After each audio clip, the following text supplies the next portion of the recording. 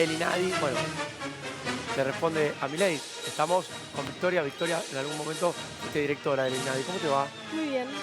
Bien, a mí me pasa, es raro lo que se vive en la Argentina. Hay gente que está festejando. Viste, vos en las redes decís, yo nunca puedo festejar que haya gente que se quede sin laburo. No cuenten conmigo para eso. Contame un poco las sensaciones. Hoy todos nos despertamos con esta noticia. Primero me parece que las redes no es la Argentina. No, más vale. Pero bueno, hay gente que... Porque decímelo a mí. sabemos que un montón de Sí, hay gente perfiles totalmente. ni siquiera son gente. ¿No viste qué pasa? Pasa y vos decís, ¿cómo puede ser? Es cierto que con el INADI, con el Ministerio de las Mujeres, se generó una suerte de contrapunto Sí, claro. con este sector neorreaccionario que hoy nos está gobernando. No, lo primero que quería decir es, claro, hay gente que no sabe qué va a pasar, porque en realidad, ¿qué es lo que dijo Adorni? Adorni dijo, vamos a desmantelar, a quitar el INADI y otros institutos y otros organismos que no sirven para nada, según él. Los tiempos burocráticos son más lentos de lo que uno quisiera y no dijo nada más. O sea, el INADI, por eso, como decía Tamara, sigue abierto hoy. Hay gente que no, o sea, que está con incertidumbre, pero no es que se cerró hoy. No, el INADI sigue, porque aparte el INADI fue creado por ley. Claro. Esto hay que decirlo, ¿no? Ah, ok, entonces, claro. para poder cerrar el INADI hay que derogar la ley. Eso por un lado, ¿no? Tampoco es que son tan afectos a las instituciones y a continuar con, digamos, con los lineamientos que marca la Constitución y las leyes que reglamentan el ordenamiento del Estado, pero bueno, algún nivel de orden hay que tener. El INADI fue creado por ley. En el año 95 lo creó Menem, esto está bueno decirlo también. Claro. Si no fue Cristina o Néstor. Porque no fue un gobierno progresista, fue después del atentado a la Embajada de Israel, del atentado a la AMIA, que se crea el INADI como una respuesta también a los compromisos internacionales que había asumido Argentina de luchar contra la discriminación, el racismo. Tenía un fuerte sesgo de políticas para evitar el antisemitismo en Argentina, para generar una Argentina más diversa, culturalmente más integrada. Bueno, el INADI fue ese organismo que desde el 95 fue teniendo distintos temas de agenda, pero fue integrando siempre los temas de agenda. ¿Vos lo dirigiste durante qué años? Yo lo dirigí en los primeros años del gobierno de Alberto, del 2019 al 22. 3 años estuviste al frente del INADI. Insisto, son 400 familias realmente que hoy están viviendo una situación de incertidumbre. Nadie se puede poner contento por eso. ¿A alguien le sorprende esto? No, a mí no. Yo creo que a este gobierno no le importa ni el INADI, pero como no le importa, estoy viendo, creo que es Constitución, ¿no? Como no le importa que el boleto de tren se vaya a las nubes y la gente no tenga para viajar, no le importa el transporte colectivo, no le importa el 20% de inflación mensual que hubo, no le importa la recesión, no le importa que los pibes con cáncer no tengan su medicación, no les importa a la gente. Lo que, coincido en varios puntos. Acá lo que me parece que funcionó, y por eso uno ve cómo se van cerrando instituciones. El Ministerio de la Mujer es otro, creo que pasó a Secretaría, ¿no? No va a cerrar, no va a cerrar. No, bueno, pero están parados, ojo, las autoridades tienen cargos ad honorem y están parados los programas, Estamos luchando. Están desfinanciados los programas, los programas contra la violencia no están funcionando. Bien. No está llegando la comida a los comedores. No, y recordemos también que es una política a nivel nacional, la línea 144, acá en la Ciudad Autónoma de Buenos Aires, tenía 2 empleadas atendiendo, una tuvo que tomarse vacaciones, licencia psiquiátrica, una sola persona atendiendo la demanda de mujeres que pueden ser un futuro femicidio. De todo el país. En un país donde además hay un femicidio todos los días. Entonces, esto es una situación muy grave. Que cierren el INADI no me sorprende. Lo que sí quiero plantearle a esa parte de la Argentina que vos decís, algunos festejan, ¿en qué va a mejorar la Argentina? Yo no lo veo bien, no es que lo digo con... pero me parece un delirio me gustaría que le pregunten preguntemos, ¿en qué va a Milei preguntarle? Pregúntale vos. ¿En qué va a mejorar la Argentina macroeconómicamente que cerrés el INADI? No, ellos hablan del presupuesto. O sea, no sé qué porcentaje del PBI o del presupuesto. 400 trabajadores en todo el país. Adorni salió a decir que en la época de la digitalización no hacían falta 400 trabajadores. Adorni, salí a caminar. Tenés que salir de Instagram, porque yo entiendo que vos seas un troll ahora devenido en vocero, pero tenés que salir de ahí, salir a caminar un poco las calles y ver si en la penetrable Chaco tenés conectividad y ver si en la Puna Jujeña tenés conectividad. El país no se termina en la General Paz y el INADI tiene sedes centrales en todo el país. El INADI no se acaba con el reclamo para que no te discriminen. El INADI además tiene un área de capacitación, de promoción. Nadie defiende los derechos que no conocen. Mirá. Pero bueno, ¿qué te voy a explicar a vos si no te interesan los derechos de nadie? A ver, haciendo referencia a todo lo que estás contando, esto es una situación compleja. Yo quiero tratar de ser optimista, estoy haciendo un ejercicio, no voy al psicólogo, no hago terapia, pero todos los días me trato de agarrarme un baño de optimismo. Esto del INADI es algo que se venía avisando. Hemos hablado mucho con el secretario general de ATE, de los trabajadores del Estado, donde ellos sienten que son los enemigos de este gobierno. Sueldo, porque también han logrado instalar que, por ejemplo, los empleados municipales son multimillonarios. A mí me mandan recibo de sueldo, cobran 100.000 pesos, 110.000 pesos, laburan 8 horas por día. No es que son ñoquis. ¿Habrá algún ñoqui en el Estado? Probablemente, muchos, no creo. Muchos, no es que la mitad de los trabajadores del Estado son ñoquis. Un 10% te lo tomo, un 5%. Esta sensación de que el Estado no sirve, que el Estado es el enemigo, que en el Estado son todos ñoquis, en algún sector de la sociedad, por eso yo te hacía referencia a las redes, como que parece que es un emblema. Entonces, en el camino, o sea, a alguien, yo digo, nadie se pone a pensar, incluso los que festejan, en las 400 familias. O sea, ¿cómo vamos a celebrar que haya 400 personas? Porque no son 400 personas, son 400 familias que no van a percibir ingresos y que tienen que salir a buscar laburo en una sociedad donde ¿dónde van a buscar laburo? Mira, yo estoy acá sentada y estoy preocupada obviamente por las 400 familias, que además a muchos de ellos los conozco. Los conocés, por supuesto, claro. Trabajé al lado de ellos, fui una trabajadora que tuvo la responsabilidad de dirigir el INADI con mucho orgullo y estoy preocupada por todo lo que pasa. Estoy preocupada por Pablo y por su familia, que en 15 días se tienen que volver a dar una dosis de un medicamento carísimo y la dosis todavía no está dando respuesta. Estoy preocupada por las denuncias que venimos recibiendo de gente que necesita los medicamentos oncológicos y que todavía no tiene respuesta. Entonces sí, yo le pregunto a esa parte de la sociedad a qué resuelve Milei peleándose con Lali, con María Becerra o cerrando el INADI. O sea, hay problemas tan grandes en la Argentina realmente que ponernos a discutir esto parece una... Mirá. Que ponen mascarones de proa para discutir y generar debate en la sociedad y no discutirlo de fondo. Y lo de fondo es esto, gente que tiene que saltar los molinetes porque no tiene para pagar. Me diste la razón en algo. Vos dijiste algo, Adorni, que yo no quiero tener más quilombo, pero yo siento que algunos dirigentes muy importantes de este país, entre ellos el presidente, porque lo leo, viven en un microclima de redes. Entienden, y lo he escuchado acá con Chichi, a Javier Milei, porque conmigo no quería venir, esto de que no iba a venir a la tele porque ahora las redes comunican de otra manera. Yo siento también, y se lo digo muchachos, la gente se está empezando a dar cuenta que hay cosas que van en paralelo, que la realidad es una cosa, que Twitter es otra. Vos lo dijiste, Adorni, yo creo que tienen que dejar un poco el teléfono. Mira, yo tengo un telefonito de mierda, porque no es mi vida, pasa por... Yo vivo la vida, mi vida no es adentro de un celular. Tengo un Samsung de 50.000 pesos. Bueno, pero al troll que va a cobrar 2,5 millones de pesos. Al nuevo que hoy tuiteó ni lo conozco, el chico que va a ser el nuevo comunicador El chico que no pasaba de troll y va a ser... vocero de la Casa Rosada. Director de Sara Lalala.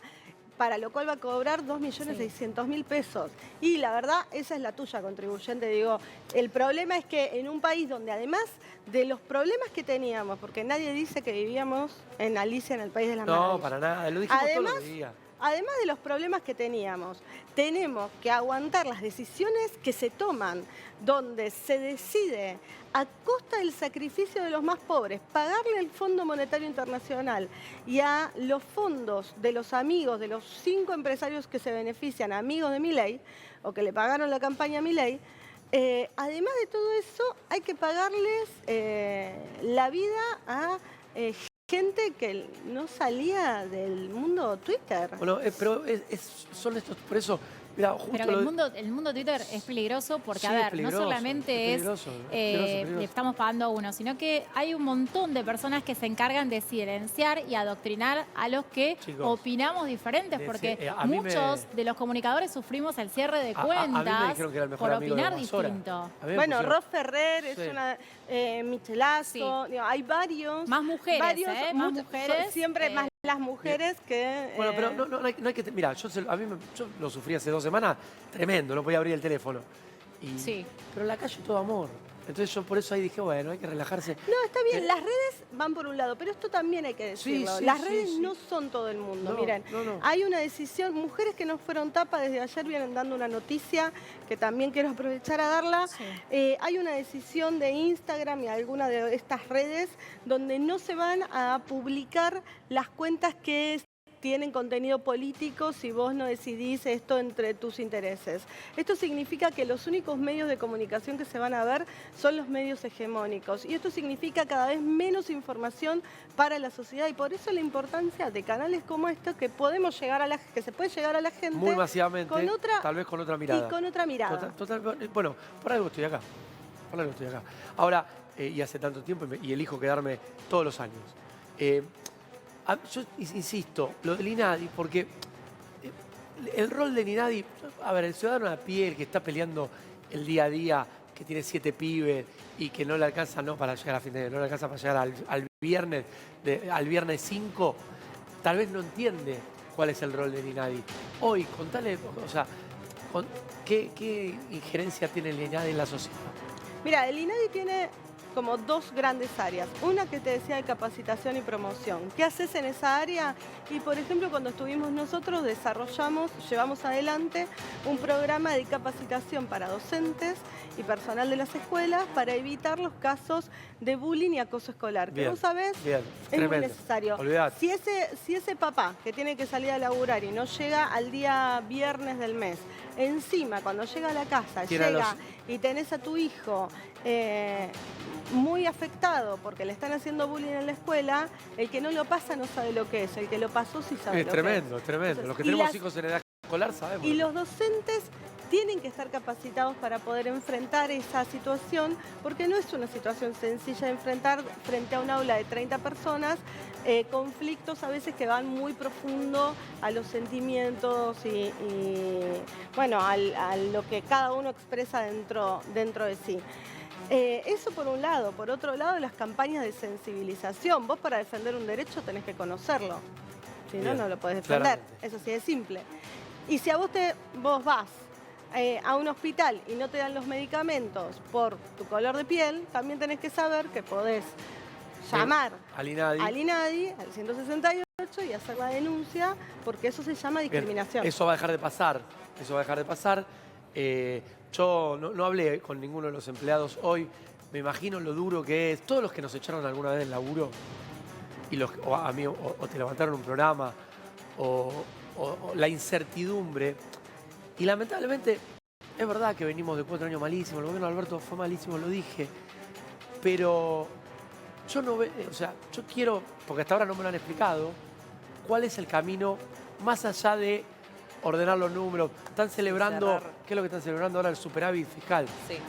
El superávit fiscal en la Ferrere, cuando tenés que ir a comprar la leche. A ver si en Newman sí, pero bueno, en la Ferrere no. Superávit fiscal a costa de esto, a costa de ajustar a la gente, a costa de la angustia que vive una persona que entra al supermercado, tal vez alguno de los supermercados de líneas más económicas, y no les alcanza. Bien. Y vos ves a todos buscando ofertas porque no alcanza, porque esto de que el mercado se autorregula es una mentira, porque cuando el Estado no está, el Estado se retira, lo que queda es la sociedad librada a la buena suerte. La pregunta es, digo, ¿no? Porque una de las campañas también decía Milei que iba a generar puestos de trabajo, pero la realidad es que muchos puestos de trabajo se están perdiendo. ¿Se habla de toda esta gente? ¿Va a haber un traspaso? ¿Va a tener otro laburo, otra oferta de trabajo o van a quedar a la buena de Dios directamente? Y la verdad es que eso hay que preguntárselo a los genios que están armando todo este conflicto. Digo, y otra vez innecesario, porque que Argentina tiene conflictos y problemas para resolver, está claro. Decime qué vas a resolver cerrando el INADI. O sea, no van a resolver absolutamente nada y parece más que buscan discusiones sociales que tengan algún título en tapas de los diarios que explicar qué es lo que están haciendo. Yo te diría, creo que esto lo están haciendo, primero no les interesan esas 400 personas, no les interesa. Y esto lo están haciendo para esconder la verdadera Argentina que vos vivís todos los días cuando salís a la puerta de tu casa. ¿Qué sería? ¿La pobreza? La verdadera Argentina es esa Argentina que no sabe si va a tener laburo o no va a tener laburo, si va a vender o no va a vender el que es comerciante, si vas a seguir teniendo clientes si sos una profesión independiente, si tus pibes van a empezar las clases. Está poniendo en juego el inicio de clases, porque al no llamar a paritarias a los docentes, está poniendo en juego el inicio de clases. Entonces, la verdad es que se vive una Argentina con un nivel de angustia muy grande. Yo voy a hacer números. Ayer me decía, qué divino, un diputado de la Libertad Avanza, no me acuerdo el apellido, Almirón creo, que viene siempre. La verdad que yo celebro que acá ya estén todas las voces, más allá de lo que uno comparto o no. Y me decía, no mientas, cuando yo hago esta proyección, ojalá me equivoque. Con Alberto Fernández, Alberto dejó 44% de pobres. En el gobierno de Néstor había 7%, para que vean la comparación, 44%. Horrible, un horror. Pero en 2 meses, y esto no es culpa de Massa, porque si no yo puedo decir, Sergio, escuchá, esto no es culpa de Massa, según la UCA, una institución que uno no puede negar que es seria, ¿no? Yo no me voy a poner a cuestionar a la UCA, dice que en la Argentina, 2 meses después, hay un 57% de pobres. La semana anterior al informe de la UCA, el presidente de la Nación dijo que marzo y abril van a ser los peores meses, o van a ser peores. Sí. Entonces yo digo, si en 2 meses se cayeron del sistema un 14% de la población, ¿cuántos pobres vamos a tener en mayo? ¿70? ¿El 70% de la población argentina? O sea, es un 30 más de lo que dejó Alberto, que fue malísimo. Yo no sé. ¿Qué más? O sea, ¿qué país pretende? Yo no tengo bien claro por qué ¿Y qué pasa también, digo, con ese 30%? Porque estás hablando del 70% de pobres que se puede llegar a proyectar, pero la realidad es que con ese 30% tampoco va a generar empleos, que es lo que decía Victoria. No, es que lo que quiero decir es que me preocupa la pobreza. Igual el crecimiento extraordinario de la pobreza. Bueno, crecimiento extraordinario de la pobreza y la construcción de una sociedad de 2 pisos, ¿no? Cuando quien tiene la posibilidad de conocer algunos otros países de América Latina sabe muy bien que si hay una diferencia con Argentina, es que Argentina tuvo el proceso del peronismo, un fuerte intervencionismo del Estado para construir lo que conocemos como clase media. Lo que va a dejar de existir es la clase media. Cuando vos hablas de un 70% de pobres, estás diciendo que muchos de los que hoy se consideran o son de clase media, culturalmente o por nivel de ingresos, van a dejar de ser de clase media. O sea, vos no podés ser de clase media si tenés una jubilación hoy de 150.000 pesos. ¿Por qué? Porque no te alcanza ni siquiera para pagar el alquiler, si tenés que alquilar, que además muchos lugares hoy ya te están exigiendo que lo pagues en dólares. Entonces, digo, la desregulación de los alquileres, la liberalización de todos los precios, el permitirle a las prepagas y obras sociales que pongan el precio que se les antoje, a las escuelas, el permitir que aumenten la cuota como quieran, hacen que esa clase media cada vez tenga que compensar más sus ingresos, que no van a ir aumentando. Mirá, porque no van a tener de siempre dónde. se presagió el fin de la clase media. Sí. La clase media resistió. Ojo, por el costo de vida. Mira, quienes hemos atado a los salarios, ¿no? Quienes hemos sido parte del gobierno de Alberto y tenemos autocrítica, y yo creo que hay que ser muy autocríticos del gobierno que pasó, porque evidentemente no resolvió. Estas experiencias neorreaccionarias aparecen en el mundo cuando el Estado no da respuesta, ¿no?